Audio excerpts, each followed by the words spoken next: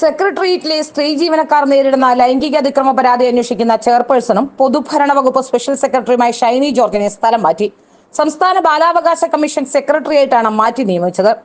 വനിതാ ജീവനക്കാരെ മാനസികമായി പീഡിപ്പിക്കുന്നുവെന്ന പരാതി അന്വേഷിച്ച് റിപ്പോർട്ട് സമർപ്പിക്കാനിരിക്കെ തിടുക്കത്തിൽ സ്ഥലം മാറ്റമായിരുന്നു. കമ്പ്യൂട്ടർ സെല്ലിലെ അഡീഷണൽ സെക്രട്ടറി ആയിരുന്ന റോബർട്ട് ഫ്രാൻസിസിനെതിരെ ആയിരുന്നു ഷൈനി അന്വേഷണം നടത്തിയത്. ഒരു കൂട്ടം ജീവനക്കാരെന്ന പേരിലെത്തിയ പരാതിയാണ് ചീഫ് സെക്രട്ടറി അന്വേഷണ സമിതിക്ക് കൈമാറിയത്. ഒരു ഉദ്യോഗസ്ഥ തെളിവുകൾ സഹിതം റോബർട്ടിനെതിരെ മൊഴി നൽകി. ഈ മൊഴി ശരിയാണെന്ന് തെളിയിക്കുന്ന വിധം മറ്റു ചില മൊഴികളും സമിതിക്ക് ലഭിച്ചു. റോബർട്ടിനെതിരായ റിപ്പോർട്ട് സമർപ്പിക്കാനിരിക്കെയാണ് ഷൈനി ജോർജിനെതിരായ നടപടി. റിപ്പോർട്ട് സമർപ്പിക്കുന്നതിന് മുമ്പ് മറ്റുള്ളവർക്ക് ചോർത്തി നൽകിയെന്ന ആരോപണവും ഷൈനിക്കെതിരെ ഉയർന്നിട്ടുണ്ട്.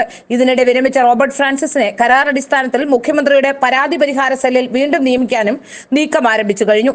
ഷൈനി ജോർജ് സജീവ ഇടതുപക്ഷ സഹയാത്രികയും സർക്കാർ ജീവനക്കാരിയുമായിരിക്കെ സർവീസ് ചട്ടം ലംഘിച്ച ഭരണത്തലവനായ ഗവർണർക്കെതിരെ ഇടതുപക്ഷത്തിനു വേണ്ടി രാജ്ഭവനിലേക്ക് മാർച്ച് നടത്തുകയും ചെയ്ത ആളാണ്.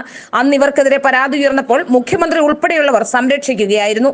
സെക്രട്ടേറിയറ്റ് എംപ്ലോയീസ് അസോസിയേഷൻ സഹകരണ സംഘം നടത്തുന്നതിനായി വിലയ്ക്ക് വാങ്ങിയ കെട്ടിടത്തിന്റെ നവീകരണ പ്രവർത്തനങ്ങൾക്ക് 60 ലക്ഷം രൂപയുടെ ഇടപാട് നടത്തിയതിന്റെ പിന്നിൽ വൻ അഴിമതി നടന്നിട്ടുണ്ടെന്ന ആരോപണം ഉയർന്നിരുന്നു. ഊരാളുങ്കൽ സൊസൈറ്റിക്ക് നൽകാൻ നിശ്ചയിച്ചിരുന്ന കരാർ ബന്ധുക്കൾക്ക് വേണ്ടി നേടിയെടുത്തതിൽ ചുക്കാൻ പിടിച്ചത് ഷൈനിയാണെന്നും ഇടത് സംഘടനാ തലപ്പത്തുള്ളവരുടെ വഴിവിട്ട ഒത്താശ ഇതിനുണ്ടായിരുന്നുവെന്നും ഒരു വിഭാഗം സെക്രട്ടേറിയറ്റ് ജീവനക്കാർ ആരോപിക്കുന്നു. വിഷയം കൂടുതൽ ചർച്ചയാകുന്നത് ഇടതുപക്ഷ സംഘടനാ നേതൃത്വത്തിന് ക്ഷീണമുണ്ടാക്കും എന്ന് കണ്ടതോടെയാണ് തിടുക്കത്തിലുള്ള നടപടിയെന്നും ആക്ഷേപമുണ്ട്. റിപ്പോർട്ടിൽ അഡീഷണൽ സെക്രട്ടറി റോബർട്ട് ഫ്രാൻസിസിനെ കുറ്റവിമുക്തനാക്കിയതായാണ് വിവരം. ഏതായാലും പിണറായി വിജയന്റെ ഓഫീസിലെ പരാതി പരിഹാര സെല്ലിലേക്ക് നിയമിക്കാൻ പറ്റിയ ആളാണ് ഈ റോബർട്ട് ഫ്രാൻസിസ് എന്നാണ് ഇപ്പോൾ മനസ്സിലാക്കാൻ സാധിക്കുന്നത്.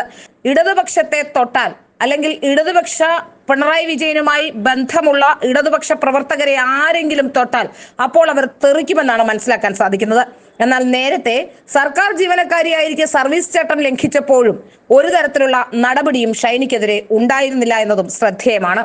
സെക്രട്ടേറിയറ്റ് എംപ്ലോയീസ് അസോസിയേഷന്റെ സഹകരണ സംഘം നടത്തിപ്പിനായി വിലയ്ക്ക് വാങ്ങിയ കെട്ടിടത്തിന്റെ നവീകരണ പ്രവർത്തനങ്ങൾക്കും അതിന്റെ പിന്നിലെ അഴിമതി സംബന്ധിച്ചുള്ള ആരോപണവും അത് ഊരാളുങ്കൽ സൊസൈറ്റിക്ക് നൽകാൻ നിശ്ചയിച്ചിരുന്ന കരാർ ബന്ധുക്കൾക്ക് വേണ്ടി ആക്കിയതിന്റെ ഒക്കെ പിന്നിൽ ഷൈനി ഉണ്ടെങ്കിൽ പോലും ഷൈനി തെറിക്കാനിടയായ പ്രശ്നം ഇപ്പോൾ ഉണ്ടായത് റോബർട്ട് ഫ്രാൻസിസിനെ തൊട്ടതാണ്.